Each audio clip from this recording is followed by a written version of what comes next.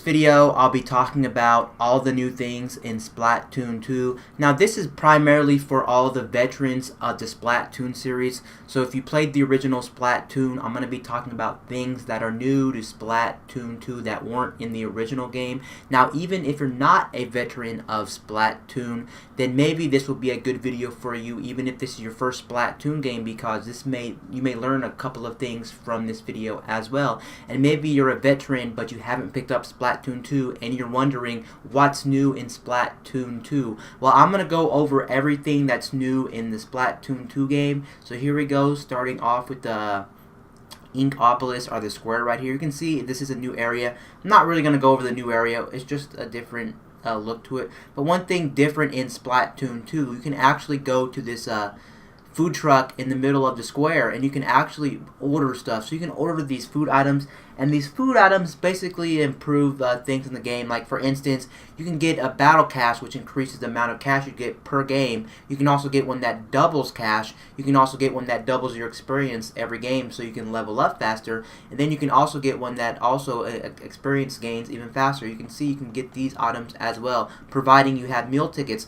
And then you can also get drink tickets, which were in the first game as well. And this pretty much gives you a better chance to actually get the sub abilities that you want. So in Splatoon 2, it is going to be much more easier for you to get the abilities that you actually want on your gear compared to the first game. You may have known in the first game all you could do was re-roll your secondary abilities, and you still had to get them by chance. But now there's less chance involved when getting sub abilities on your gear in Splatoon 2. You can see pretty much they have all the sub abilities. Unfortunately, you can't choose what main ability you get. These are only going to be sub abilities. Well, it's still pretty cool. You can try.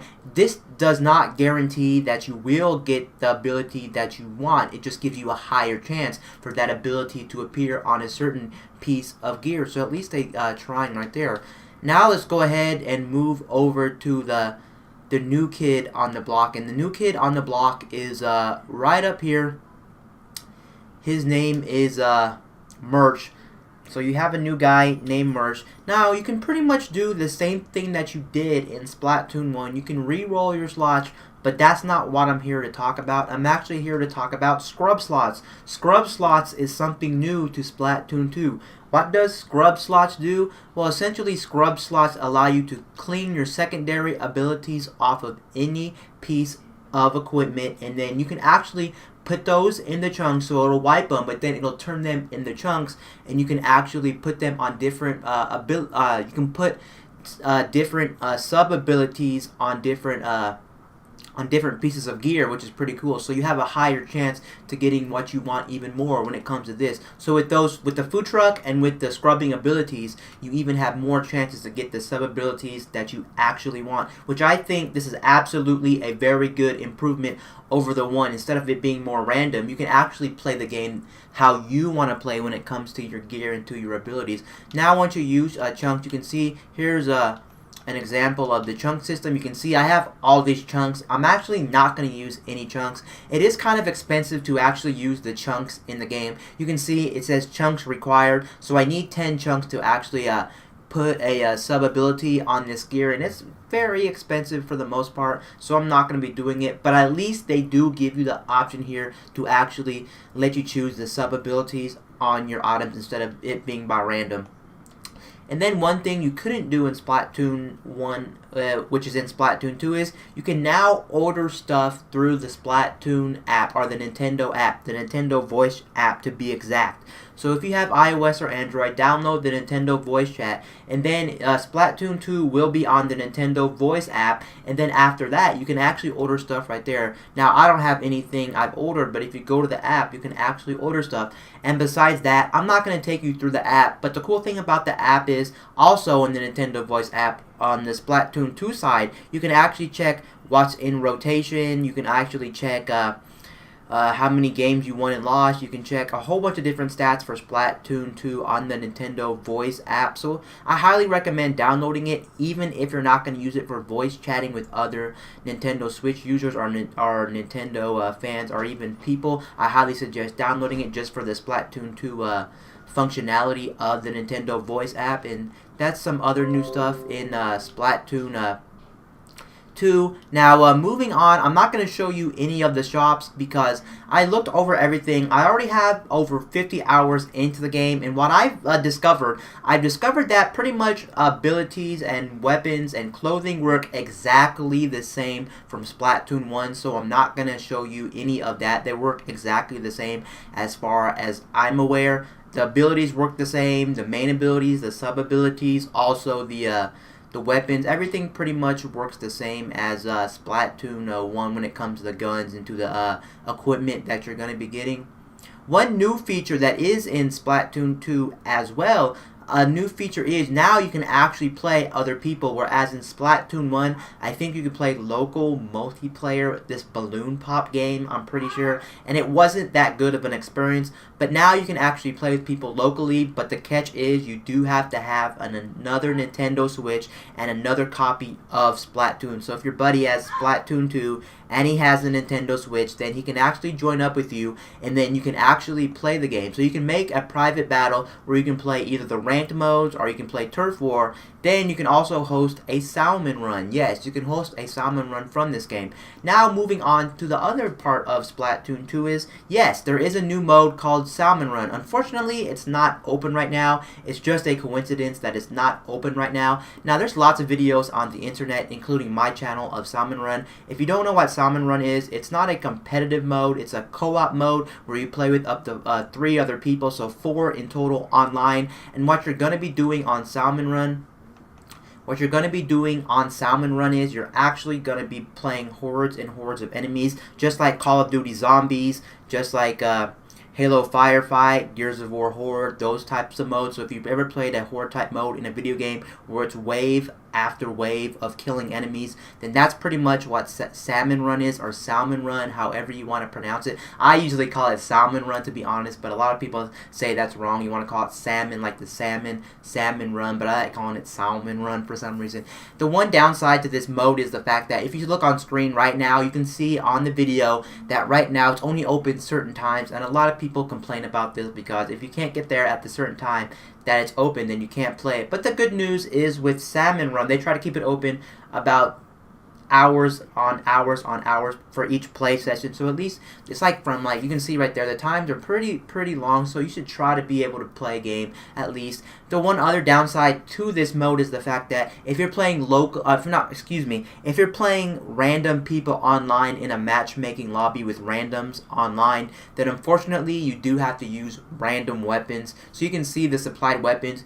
Every time Salmon Run closes and reopens, the 4 different guns vary. So for instance, you can see the first play time, 8:17, you can see it's soldier supplied weapons, and then on the bottom, 8:19, you can see that the weapons are going to be new. So they do change the weapons every new playtime. They give you a variation. How the weapons actually work in Salmon Run is how the switching of the weapons work in Salmon Run. Basically, not trying to go over too much of Salmon Run, but basically how it works is you get 3 waves in Salmon Run, and every time you complete a wave, you're taken back to a spawn, and once you respawn, then you actually get a new weapon. So you get basically 3 random weapons per game, so you're not using 1 random weapon the whole entire match. You're using 3 random weapons each match. So that's something to take a notice of right there. And yeah, that's pretty much all in the lobby when it comes to new things. I can't really find anything new in the lobbies that wasn't in Splatoon 1 and things like this. Oh, for instance, also, if you are aware, this is part of Salmon Run. One reason you would want to play Salmon Run, the new mode, is the fact that you will be getting meal tickets and stuff, and here it is right here. Obviously, of course, this wasn't in Splatoon 1. This is a new thing. So you get this stuff, and that all ties up to the food truck that I just showed you a while back. So you want to play Salmon Run to get those. I also heard the new feature is in the single player. If you played the single player in 1, you'll know that I think you can get some equipment there and maybe some guns after you complete the single player mode. But in the single player mode in Splatoon 2, I actually heard you can also get meal tickets that way. So if you want to get meal tickets and I think drinks from the single player, then go ahead and play the single player. You can get those tickets that way. Now I'm going to go into the lobby and show you some other stuff that's actually changed.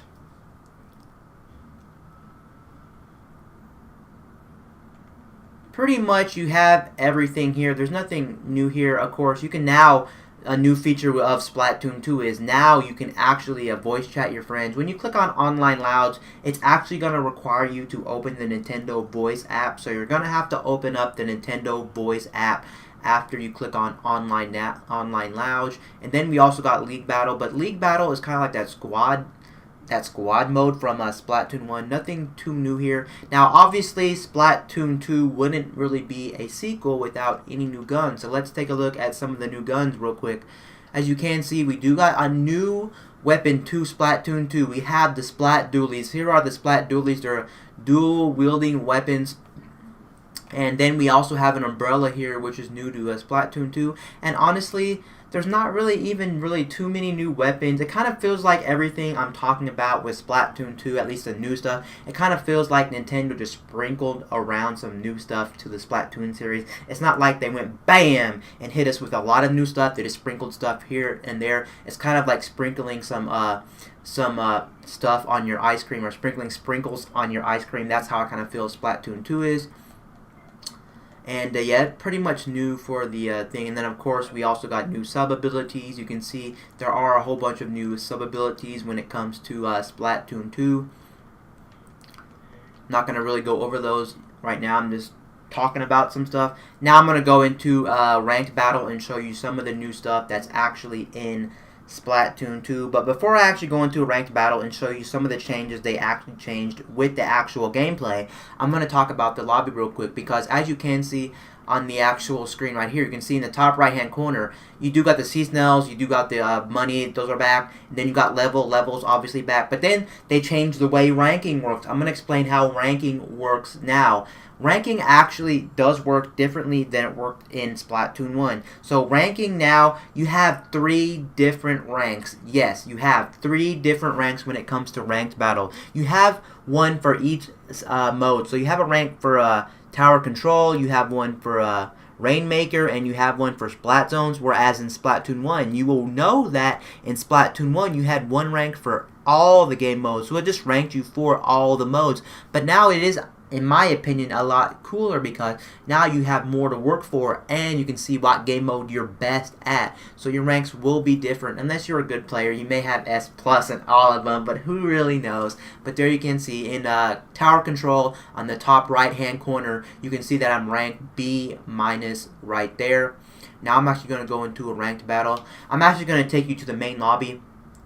Unfortunately, there's nothing new in the main lobby. I just want to show you the main lobby just for a second. Unfortunately, I cannot provide you any in-game audio, so I don't know why I'm really showing you the lobby right here, because the lobby is pretty much the same from Splatoon 1. But if you actually press random buttons on your controller, whether it be the Joy-Cons or it be the Pro controller, you can actually have it change the pitch. You can make the music faster, you can make it slow-mo, you can make it louder. So that's pretty cool. You can actually play with the music, as you will know, because in Splatoon 1 you had a gamepad, so you can play that little squid jumping game. But here obviously you don't have a... So there are a couple of things in Splatoon 2 that are new that I forgot to talk about. So I'm going to talk about them here, and then I'm going to resume the video and you can continue on with the video. But I want to throw this in since I didn't mention it before. If you didn't know, in Splatoon 1 there was a 4-hour rotation. So every 4 hours maps and modes would be rotated. Now in Splatoon 2 they cut that time in half. So every 2 hours the modes and maps are going to be rotated. But the nice thing here, besides them cutting the time in half and making it less repetitive, is the fact that now when it says maps and modes have been updated in the game, when you get that message, if you are in the lobbies and you're playing the game, you won't be taken to the 2 hosts. You know, when you actually start the game, you're taken to 2 hosts and they talk about the maps and modes that are currently being going on in the game when you currently are playing the game. But now you won't be taken to that screen at all if you're in the lobbies of the game when it says maps and modes have been updated every 2 hours. So if you're playing hours and hours and hours and hours and hours and hours of Splatoon 2, it should be less repetitive, less annoying. You will be taken to the host if you are in the main area, the main hub area, and you are walking around and it says maps and modes have been updated. Then you'll be taken to the 2 hosts and they'll ramble on about the maps and modes that are currently going on. But it's nice, you won't get to see them if you're in the lobbies still playing. Another thing when it comes to the actual gameplay, I left out 2 things, so I'm going to try to demo them here. The first thing is that I did not get to demo them is the first thing. Yes, The first thing is I did not get to demo them. So I'm going to go ahead and not cut the footage, and I'm going to actually show you really quickly the two new things that are part of the actual gameplay that weren't in Splatoon 1 as soon as I can get to them.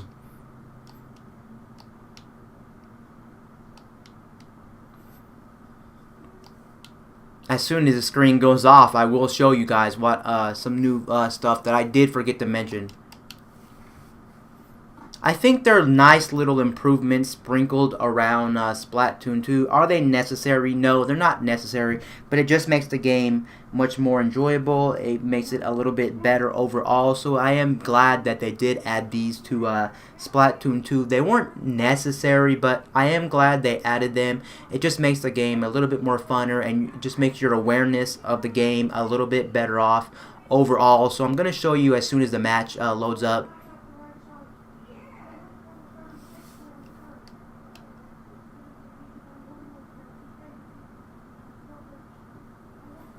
Okay, so here's the match loading up. As you can see on the top right hand corner, you got your special gauge, and you can see I'm filling up my special gauge. But right beside the special gauge, above the special gauge now, you can see your sub weapon. It shows my sub weapon. My sub weapon is the balloon bomb, and you can see I am throwing the balloon bomb around. So when you switch your weapon, of course it will change the little picture above the special gauge to reflect what sub weapon you are currently using. Also, a new thing that is in Splatoon 2, which wasn't in Splatoon 1, is the fact that now on your ink tank you can see a little you can see basically a little line with an arrow. The line with an arrow pretty much means that you have to be at that level or higher if you want to use your sub weapon. If you're below that line with an arrow, that means you cannot use your sub weapon. Of course, that will change depending on what kind of sub weapon you use. Some sub weapons use more ink than others, and some don't. Like you can see, the balloon bomb doesn't use a lot of ink, so it's very low on the actual ink when it comes to actually activating. But some of them you have to be pretty much all the way to the top to activate your sub weapon of the game, or aka your bomb. But there you go. Those are two other improvements, or two little new things when it comes to Splatoon 2. If you have played Splatoon 1, you will know this. Now, obviously, you know that the Nintendo Switch only has one screen, so when you're playing on the TV, or even if you're playing in handheld mode, you don't have a secondary screen, whereas Splatoon 1 was on the Wii U. And what did the Wii U have? The Wii U essentially had two screens. You played on your TV, and then you played on the gamepad, and the gamepad had its own screen, right? Now, you cannot activate the, you cannot use the map on a secondary screen. The map is actually an in-screen map.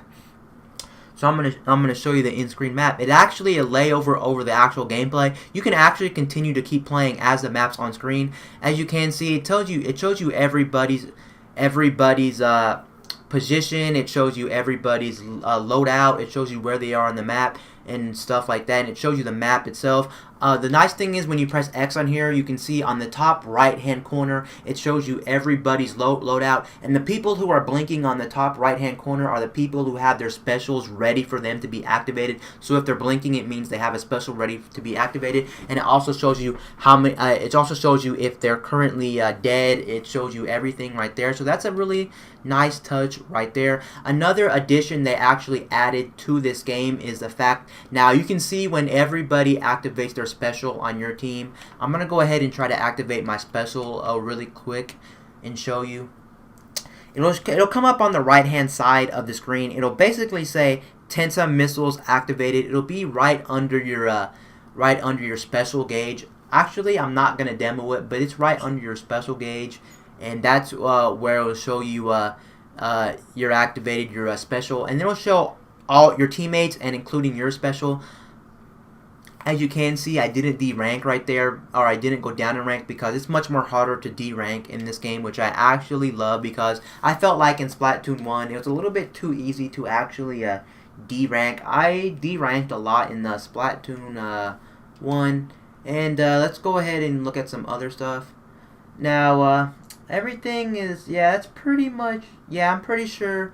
I'm looking around for anything new, but I think that's pretty much everything new. As you can see right there, there's my name, level 23. You can see what I'm talking about when it comes to the rank. You can see that each game mode has its own rank now compared to ranked mode only had one rank for all three game modes, which is really nice. And yeah, I'm going to go ahead and back out of here. And yeah, that's pretty much all there is when it comes to Splatoon 2. If I miss something that's new in Splatoon 2, let me know. But I tried to cover every single thing when it comes to Splatoon 2. There is a game over here that's kind of like a Dance Dance Revolution game, but I didn't really cover that because we had mini games in Splatoon 2. I mean in Splatoon 1 as well, so that's the one reason why I really didn't actually go over this that much, because I was like, this is just another mini game. If you played it, you played it. Trying to look at some other stuff, and yeah, that's pretty much it. That's all that's new in Splatoon 2. Anyway, guys, peace out. I'll see you guys later in my next video. I'm out, guys.